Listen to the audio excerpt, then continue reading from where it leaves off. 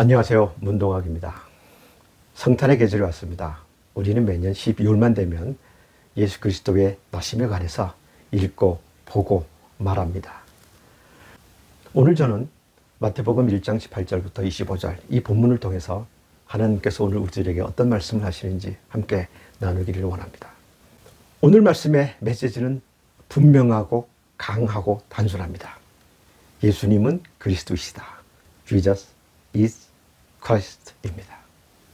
오늘은 이 기독교의 가장 기본적인 메시지가 어떻게 표현되었는지, 어떻게 설명되었는지 그 방법과 과정을 읽으면서 말씀을 읽는 기쁨을 함께 누릴 수 있기를 바랍니다. 이 마태복음을 처음 접했던 그때 그 그리스도인들은 이 복음서를 어떻게 읽었을까요? 읽으면서 어떤 기쁨을, 읽으면서 어떤 충격을, 읽으면서 어떤 질문을, 읽으면서 어떤 감동을 느꼈을까요? 그리고 어떤 결단을 했을까요? 그렇게 생각하면서 이 말씀을 함께 읽어봅니다. 먼저 1장 18절은 이렇게 시작하죠. 예수 그리스도의 나심은 이러하니라. 이 나심이라는 단어가 헬라어로 게네시스인데요. 우리는 사실 이 단어를 여러 번 만났습니다. 1절에도 예수 그리스도의 계보라고 할 때 그 계보도 게네시스와 연결된 단어이고요. 그 이후에 동사가 많이 나오죠. 낳고. 이것도 게네시스와 연결된 동사입니다. 그리고 오늘 계보, 나심, 이것도 게네시스죠. 그렇기 때문에 이 말씀을 처음 읽은 그때 그 그리스도인들은 마태복음 1장을 읽을 때 자연스럽게 창세기를 연상했을 것입니다. 저자 마태도 그것을 의도했을 것 같아요. 우리도 헬라어를 잘 알았더라면 이 말씀을 읽으면서 자연스럽게 창세기를 연상했을 것 같습니다. 오늘은 특별히 이 말씀을 창세기 1장의 말씀과 중첩시키면서 병행시키면서 읽으면서 이 말씀 읽는 기쁨을 함께 누릴 수 있습니다. 창세기 1장 1절은 이렇게 시작되죠. 태초에 하나님께서 천지를 창조하시니라. 이것은 타이틀이죠. 제목입니다. 마찬가지로 마태복음 1장 1절 아브라함과 다윗의 자손 예수 그리스도의 세계라. 이것이 제목입니다. 그런데 창세기 1장 1절 이어서 2절은 땅이 혼돈하고 공허하며 흑암이 깊음 위에 있고 하나님께서 천지를 창조하실 때 그 상황이 즉 자연이 우주가 공허하고 혼돈하며 히브리어로 표현하면 토후와 보후인데요. 은율이 있죠.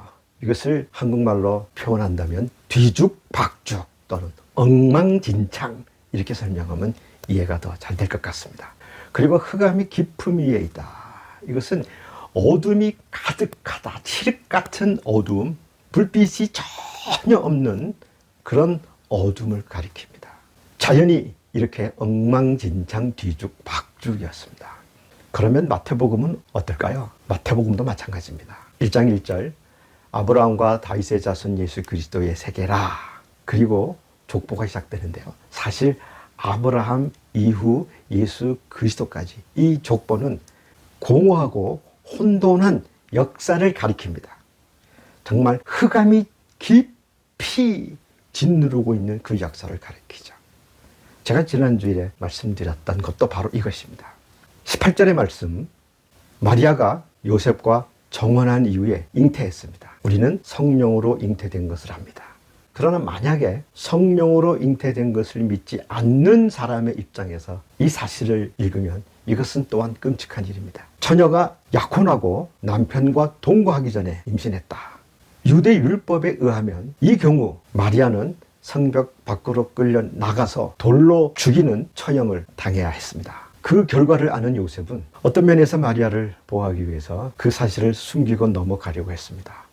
그러나 언젠가는 다 드러날 일이긴 하지만 말입니다. 어쨌든 이것은 있을 수 없는 일입니다. 용납할 수 없는 일이었죠. 이것은 또한 마태복음 족보 2절부터 시작되는 그 암흑의 역사, 흑역사의 마지막 부분입니다. 그렇습니다. 하나님께서 천지를 창조하실 때 땅이 즉 자연이 공허하고 혼돈하고 흑암이 깊음 위에 있을 거예요. 마태복음에서 하나님께서 인간의 몸으로 오실 때 즉 성육신 하실 때 예수 그리스도께서 태어나실 때 이 역사는 공허하고 혼돈하고 흑암이 깊은 위에 있는 그런 흑역사였습니다. 하나님 창조의 무대는 자연이고요. 하나님의 구원의 무대는 역사입니다. 창세기 1장 2절은 창조 때 자연이 토후와 보후였고, 마태복음 1장은 예수 그리스도께서 오실 때 역사가, 인간의 역사가 이렇게 토후와 보후, 뒤죽박죽이었음을 이렇게 병행하면서 설명을 했습니다. 그런데요, 마리아가 임신한 것은 성령으로 잉태된 것이었습니다. 우리는 또한 창세기로 돌아갑니다. 1장 2절에 하나님의 영이 수면 위에 운행하시니라. 헬라어는 분명히 분마 네오, 하나님의 성령이 운행하고, 즉 움직이고 계셨습니다. 우리가 창조가 성령의 중보적 역할에 의해서 이루어졌다는 것을 믿는다면 마태복음에 들어와서 성령으로 잉태된 것을 믿을 수 있습니다. 하나님께서 천지를 창조하실 때 성령님께서 움직였습니다. 마찬가지로 예수 그리스도께서 나실 때 성령님께서 움직이셨습니다. 그래서 창조를 믿는 사람은 구원을 믿고요, 창세기를 믿을 수 있는 사람은 마태복음을 믿을 수 있습니다. 마찬가지로 하나님의 창조를 믿지 못하면 예수 그리스도의 나심을 믿을 수가 없겠지요. 그리고 20절에서 주의 사자가 나타납니다. 우리는 여기서요, 오늘의 본문이 샌드위치 구조라는 것을 한번 관찰할 필요가 있습니다. 샌드위치는 빵 두 개, 그 가운데 내용물이 들어가 있죠. 18절과 19절 말씀은 위에 빵, 그리고 24절, 25절은 아래 빵, 그리고 20절부터 23절의 말씀은 중간에 샌드위치의 내용물이죠. 21절에서 23절 이 중간 내용물에서 얘기하는 것은 두 가지입니다. 다시 한번 주의 사자가 성령으로 잉태된 것이다, 이 성령으로 된 것을 강조했습니다. 그리고 두 번째는 예언이 성취되었음을 강조합니다. 주의 사자는 아들을 낳을 것이다. 그리고 그 이름을 예수라고 불러라. 왜냐하면 하나님께서 자기 백성들을 죄에서 구원할 것이기 때문이다 고 말합니다. 예수, 이 이름은 히브리인들이 잘 사용하는 이름 여호수아 또는 예수아의 헬라어식 발음입니다. 그 의미는 야훼께서 구원하신다, 야훼는 구원이시다는 것입니다. 그리고 주의 사자는 그 이름의 의도를 분명히 말합니다. 하나님께서 그의 백성을 죄에서부터 구원하실 것이다. 그래서 이름을 예수라고 지으라고 명한 것이죠. 두 번째는 예언이 성취되었음을 강조합니다. 보라, 처녀가 잉태하여 아들을 낳을 것이다. 그 이름을 임마누엘이라고 하라. 이것은 이사야서 7장 14절의 말씀입니다. 그 이름의 뜻은 임마누엘, 하나님께서 우리와 함께 계시다입니다. 여기서 우리는 예수님의 이름 두 개, 즉 예수와 임마누엘이 함께 나오는 것을 또 볼 수가 있습니다. 예수는 구원하신다. 이것은 초월자, 절대자가 구원하신다는 것이고요. 임마누엘은 그 구원자가 우리와 함께 계신다. 즉 내재하신다. 참 그 두 가지 다른 개념이 공존하는 것이죠. 그것을 찾는 기쁨을 함께 누릴 수 있습니다. 그리고 24절, 25절은 요셉이 주의 사자가 명령한 대로 순종했고, 요셉이 마리아를 집으로 데리고 왔고, 그리고 동거하지 아니했다. 마리아가 아들을 낳았고, 그래서 요셉은 그의 이름을 예수라고 지었다입니다. 이렇게 끝납니다. 오늘 말씀 속에 그리스도가 3번 나옵니다. 16절에는 그리스도라 칭하는 예수, 예수 그리스도라고 칭하는, 17절은 그리스도까지, 그리고 18절은 예수 그리스도가 나오죠. 이 3단계는 당시 이 초대 교회에서 가장 뜨거웠던 논쟁, 가장 핵심적인 논쟁입니다. 나사렛에서 성장한 예수라는 사람이 과연 왕인가, 과연 메시아인가, 과연 그리스도인가? 과연 그리스도인가? 이 말은 기름 부으심을 받은 사람인가? 당시에 왕이나 제사장이나 특별한 경우 예언자를 기름 부어서 세웠는데, 이 기름 부음을 받는다는 것은 나중에 구원자, 메시아, 그리고 그리스도로 이어집니다. 메시아, 이것이 헬라어로 번역되면 그리스도인 것이죠. 그렇기 때문에 초대교회에서 가장 뜨거운 논쟁입니다. 우리 기독교 메시지의 핵심이죠. 그 나사렛 예수가 메시아인가? 이것을 마태는 여러 가지 방법으로 설명한 거죠. 그리스도는 왕으로 오셨지만 그러나 세상의 왕처럼 아니다. 예수께서 메시아, 구원자로 오셨는데 세상적인 왕처럼 오시지 아니했다. 예수님은 우리 가운데 거하시고 특별히 우리 죄인들을 구원하시기 위하여 죄인 안에, 죄인의 혈통 속에서 죄인의 역사 안에 들어오셨다는 것을 이야기합니다. 그래서 예수님은 우리와 함께 계시는 임마누엘으로서 예수는 예수, 하나님께서 우리를 구원하신다.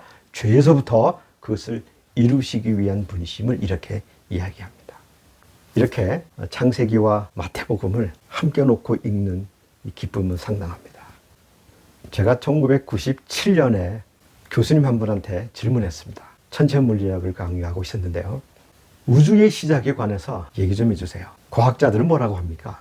그랬더니 그분이 현재 과학은 시간을 역추적할 수 있답니다. 어디까지 그랬더니요. 당시 제가 확실히 기억합니다. 물리학적으로 말입니다. 지금부터 우주의 반응을 계속 역으로 추적하면 10의 마이너스 26승 초까지 추적할 수 있답니다. 0.000000025개 1초까지 과학적으로 설명할 수 있답니다. 그런데 0초부터 10의 마이너스 26승 초까지는 모른답니다. 그때 우주의 크기가 10의 마이너스 23승 밀리미터였대요. 상상해 보십시오. 저는 아직 머릿속에 그려지지 않습니다. 그런데 제가 최근에 UCLA 대학교 홈페이지에서 우주의 역사에 관한 그 아티클을 읽었습니다. 거기서는요, 10의 마이너스 43승 초까지 이야기합니다. 그러니까 한 20년 동안 참 많이 달라졌죠. 10의 마이너스 26승 초가 10의 마이너스 43승 초까지 앞당겨졌네요. 그런데 0초부터 이 10의 마이너스 43승 초까지의 무슨 일이 있었는지 과학적으로 설명하더라고요. 저는 이해할 수 없었고요.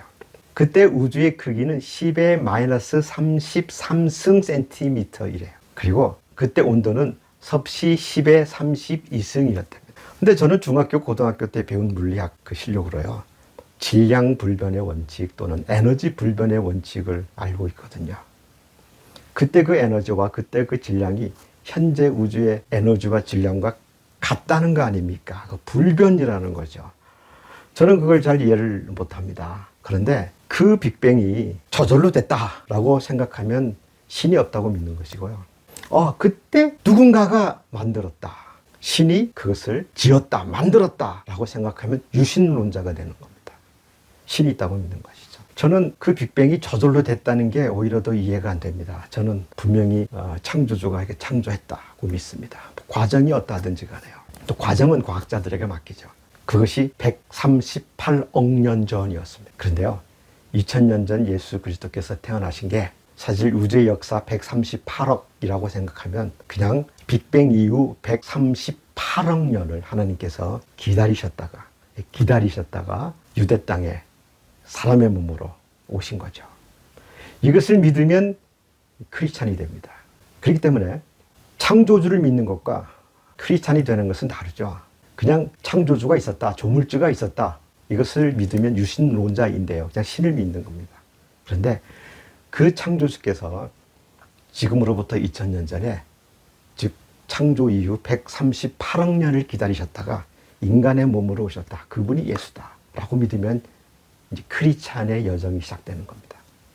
그 하나님이 나를 사랑하시고 그 하나님이 나를 구원하셨다. 즉 죄로부터, 즉 하나님과 깨진 관계에서 살고 있었던 나를 구원하셨다 라고 믿으면 그때부터 크리스찬이 되는 것이죠. 저는 오늘 이 마태복음과 창세기를 연결하면서 읽으면서 말씀을 읽는 기쁨을 참 많이 느꼈습니다. 여러분은 어떠신지?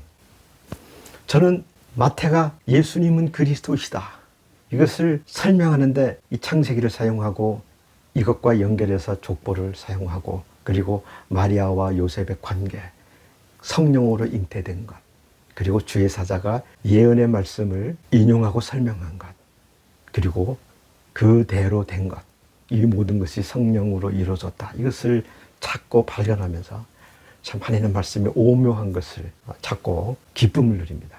우리가 예수 그리스도라고 할 때 어떤 사람은 예수가 이름이고 그리스도가 성이라고, 또 어떤 사람은 예수가 성이고 그리스도가 이름이라고 하는 사람도 있긴 하지만요. 그렇지만 이 초대 또는 초기 그리스도인들에게 예수가 그리스도인가 고민하다가 논쟁하다가 또 외부로부터 오는 수없는 공격에 대해서 방어하고 그것을 변론하다가 이른 결론, 예수는 그리스도이시다. 처음 그것을 발견하는 사람들이 그것이 얼마나 큰 그 감동과 능력이었을까요? 우리는 너무 쉽게 너무 가볍게 부르는 이름이 될지 모르지만요. 그러다가 예수는 그리스도이다. 이 문장이 이제는 예수 그리스도라고 고유명사가 된 것입니다. 그래서 우리는 예수 그리스도께서라고 고유명사로 부르게 된 것이죠.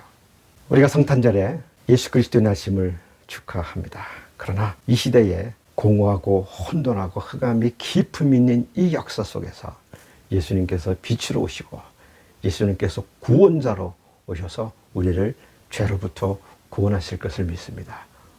우리가 성탄절뿐만 아니라 일생 동안 예수는 그리스도이시다. 이 메시지를 전하며 사는 저와 여러분이 되기를 바랍니다. 다음 만날 때까지 하나님의 은혜가 함께 계시기를 바랍니다.